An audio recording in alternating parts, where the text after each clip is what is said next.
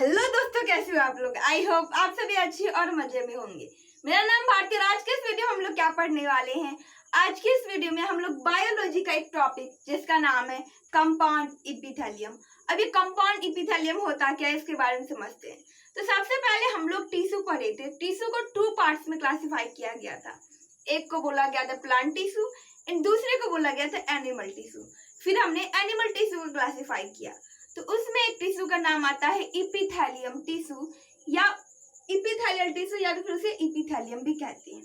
अब इस इपिथेलियम को भी हम लोग क्लासिफाई किए, तो एक आया सिंपल इपिथेलियम और दूसरा आया कंपाउंड इपिथेलियम।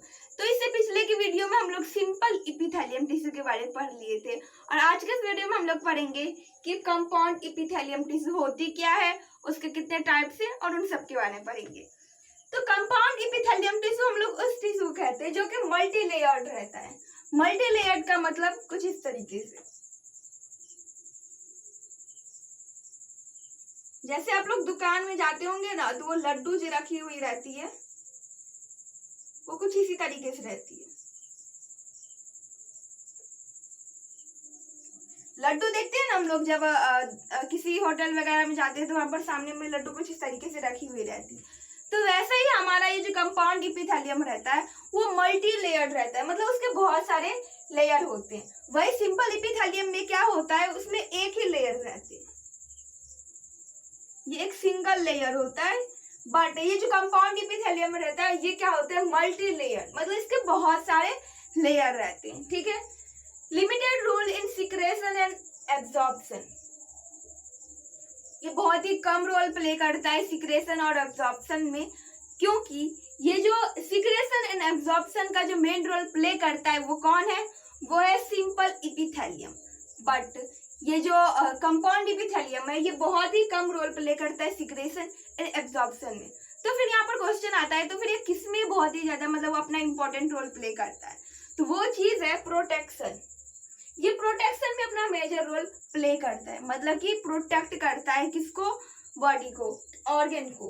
कौन करता है, तो कंपाउंड इपिथेलियम। ये क्या होता है, कंपाउंड इपिथेलियम मल्टी लेयर्ड होते हैं और ये बहुत कम रोल प्ले करते हैं सिक्रेशन एंड एब्जॉर्प्शन में, मतलब कि स्टोमक या इंटेस्टाइन में बहुत कम प्रेजेंट होते हैं। ये प्रेजेंट उस जगह पर रहते हैं जो कि प्रोटेक्ट करता है सेल को। ये मेजर रोल किसमें प्ले करता है, प्रोटेक्शन में। अब इसके बहुत सारे टाइप्स हैं, मेजर 2 टाइप से। पहला जो कि होता है ट्रांजिशनल इपिथेलियम और दूसरा होता है स्ट्रेटिफाइड इपिथेलियम। अभी ट्रांजिशनल एपिथेलियम क्या होता है और स्ट्रेटिफाइड इपिथेलियम क्या होता है। सबसे पहले ट्रांजिशनल इपिथेलियम जो होता है वो होता है स्ट्रेचेबल, मतलब जिसको ऐसे खींचा जा सकता है।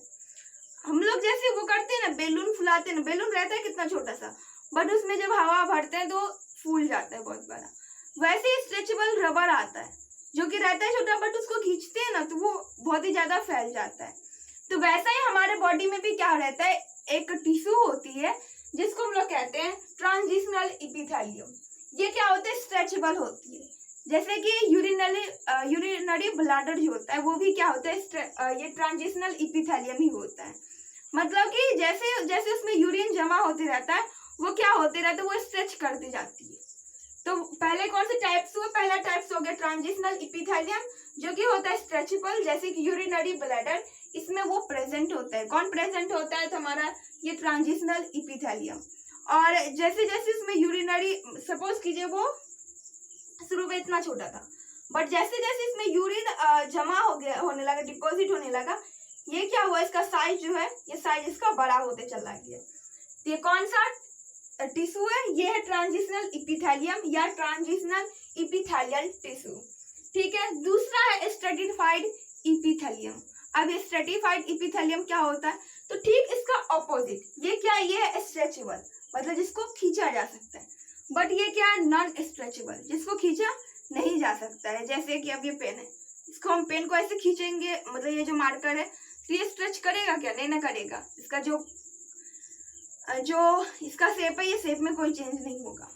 बट ये जो ट्रांजिशनल इपिथेलियम है जो कि स्ट्रेचेबल होती है, उसके शेप में चेंज हो सकती है। तो ये क्या होता है, नॉन स्ट्रेचेबल, जिसको हम लोग खींच नहीं सकते हैं। ठीक है। प्रेजेंट इन वोकल कैविटी, ये हमारे वोकल कैविटी में प्रेजेंट होता है ओसोफेजस में प्रेजेंट होता है और स्किन में, ये जो स्किन है ना, स्किन में भी कौन सा टिश्यू प्रेजेंट होता है, तो वो होता है स्ट्रेटिफाइड इपिथेलियम। क्या पढ़े आज के इस वीडियो में? हम लोग सबसे पहले पढ़े कंपाउंड इपिथेलियम। कंपाउंड इपिथेलियम आया कहाँ से? तो हमने इपिथेलियल टिश्यू को 2 पार्ट्स में क्लासिफाई किया। एक को कहते हैं हम लोग सिंपल इपिथेलियम, दूसरे को हमने कहा कंपाउंड इपिथेलियम। सिंपल इपिथेलियम वो होता है जो कि सिंगल लेयर ऑफ सेल से बनी हुई रहती है, और कंपाउंड वो होता है जो कि मल्टी लेयर से बनी हुई रहती है।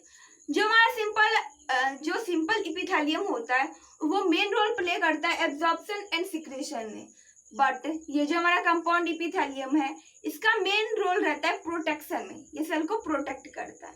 अब इसको क्लासिफाई किया गया, तो एक को कहा गया ट्रांजिशनल इपिथेलियम, दूसरे को कहा गया स्ट्रेटिफाइड इपिथेलियम। ट्रांजिशनल इपिथेलियम उसे कहते हैं जिसे कि हम लोग, जो कि स्ट्रेचेबल होती है, जिसे हम लोग खींच सकते हैं। जैसे कि आप स्ट्रेचेबल रबर देखते होंगे, रबर बैंड जो हेयर में लगती है वो भी क्या होती है, स्ट्रेचेबल होती है, उसे हम लोग खींच सकते हैं। अब ये होता है क्या, इसके पीछे कारण होता है कि उसके अंदर एयर कैविटी होती है, तो उसमें एयर भरी हुई रहती है, इसके वजह से होता है। बाय द वे वो केमिस्ट्री का भी पढ़ना नहीं है उसको। तो स्ट्रेचेबल मतलब जिसको खींचा जा सकता है, जैसे कि यूरिनरी ब्लैडर, जिसमें कि जैसे जैसे यूरिन जमा होती रहता है वो क्या होता है, स्ट्रेच करने लग जाती है। जैसे कि एग्जांपल में बलून होता है, बलून कितना छोटा रहता है, बट जैसे हम लोग इसमें हवा भरने लग जाते हैं वो क्या होता है, धीरे धीरे वो फूलने लग जाती है। दूसरा स्ट्रेटिफाइड इपिथेलियम, ये क्या होता है, ये नॉन स्ट्रेचेबल होता है, जिसे हम लोग खींच नहीं सकते हैं। ये कहाँ कहाँ प्रेजेंट होता है, तो हमारे बकल कैविटी में, ओसोफेजस, स्किन वगैरह वगैरह में ये प्रेजेंट रहता है।